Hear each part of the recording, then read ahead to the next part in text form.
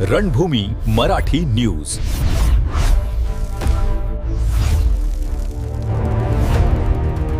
नाशिकमधील मीनाताई ठाकरे स्टेडियम येथे आयोजित खुल्या गटातील ॲथलेटिक्स स्पर्धांबाबत गंभीर तक्रारी समोर आल्या आहेत.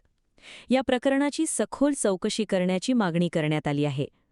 ही स्पर्धा 14 आणि 15 मे रोजी हिरावाडी येथील मीनाताई ठाकरे स्टेडियममध्ये आयोजित करण्यात आली होती. मात्र या स्पर्धांच्या वैधतेपासून ते खेळाडूंना दिल्या जाणाऱ्या सुविधांपर्यंत अनेक प्रश्न उपस्थित करण्यात आले आहेत.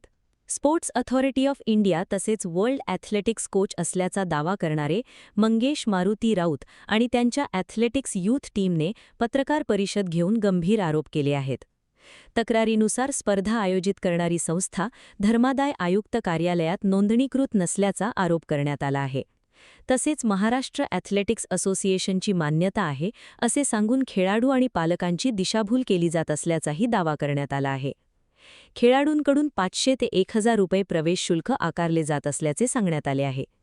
मात्र त्या बदल्यात आवश्यक सुविधा दिल्या जात नसल्याची तक्रार करण्यात आली आहे. काही पालकांनी सांगितले की काही खेळाडूंना कथितरित्या सर्टिफिकेट देखील देण्यात आले आहेत. मात्र या संपूर्ण प्रक्रियेबाबत अधिकृत माहिती उपलब्ध नसल्याचा आरोप करण्यात आला आहे. तक्रारदारांनी प्रशासनाकडे खालील कागदपत्रांची सार्वजनिक पडताळणी करण्याची मागणी केली आहे. 1. नाशिक जिल्हा ॲथलेटिक्स असोसिएशनचे अधिकृत मान्यतापत्र. 2. महाराष्ट्र ॲथलेटिक्स असोसिएशनची स्पर्धेसाठीची अधिकृत परवानगी. आणि 3. संबंधित संस्थेचे धर्मादाय आयुक्त कार्यालयातील नोंदणी प्रमाणपत्र.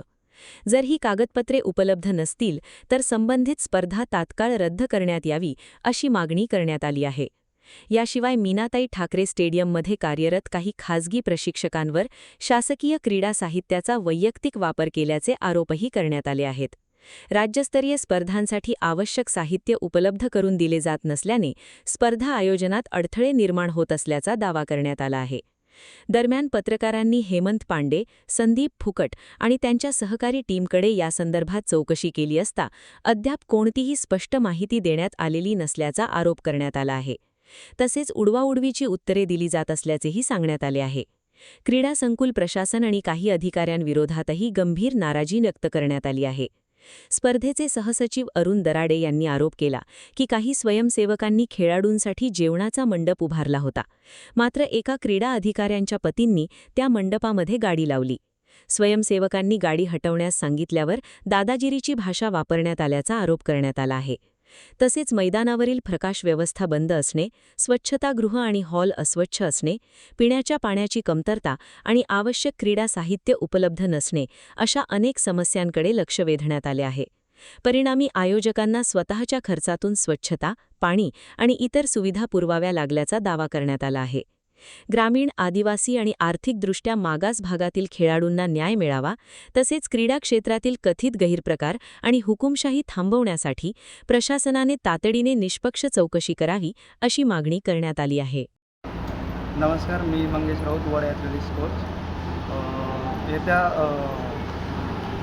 2 आणि 3 मे रोजी आम्ही 4th एडिशन राज्यस्तरीय ॲथलेटिक्स स्पर्धा मीनाताई ठाकरे स्टेडियम या ठिकाणी आयोजित केली होती. तर या स्पर्धेमध्ये आम्ही 200 रुपये फीमध्ये मुलांना राहणे, खाणे वगैरे सर्व सुविधा आम्ही मुलांना इथं प्रोव्हाइड केलेल्या होत्या.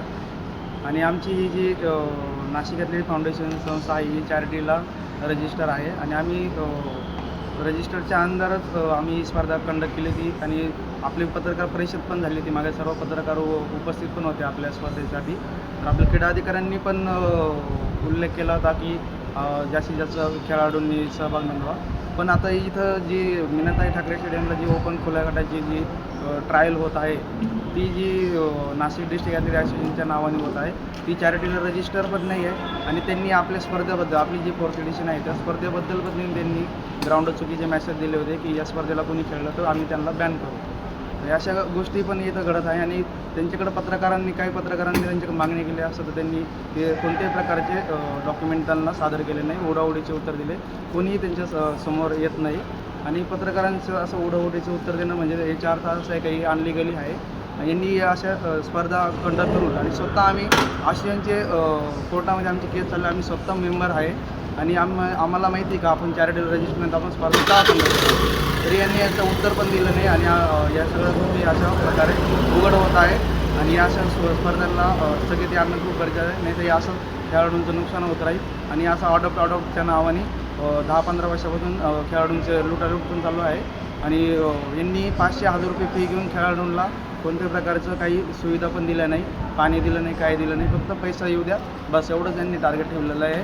आणि या अशा गोष्टी चॅरिटेबल रजिस्टर नसताना सुद्धा हे असे करतात, म्हणजे यांना कोणतरी बॅकअप देत आहे, कोणतरी काहीतरी गोष्टी घडत आहे. आणि दुसरी गोष्ट म्हणजे आपण क्रीडा अधिकारी आपण इथं विभागीय प्रोडक्शन करून आम्ही ग्राउंड बुकिंग केलं होतं, तर आम्हाला कोणत्या प्रकारची फॅसिलिटी देता आली नाही, लाईट चालू नव्हतं.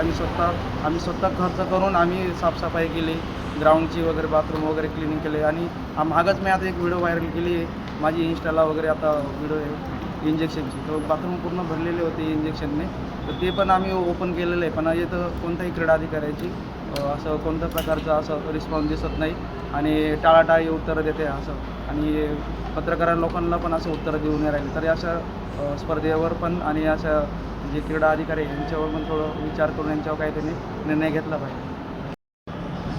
नमस्कार, मी देवदास कोडे. फोर्थ ॲथलेटिक्सच्या स्पर्धा झाल्या नाशिक ॲथलेटिक्स फाउंडेशन भरवलेलं आहे 2 मेला आणि 3 मेला.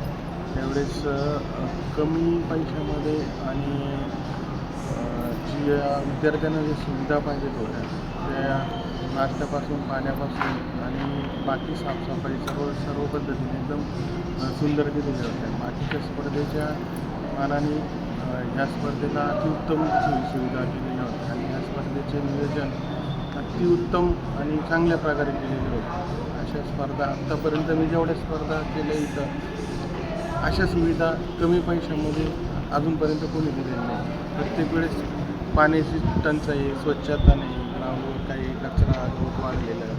पण जेव्हा या स्पर्धा झाल्या तेव्हा सर्व साफसफाई आणि सर्व पद्धतीने सर्व नियोजित सुविधा दिलेल्या होत्या आणि या स्पर्धा छान पार पडल्या.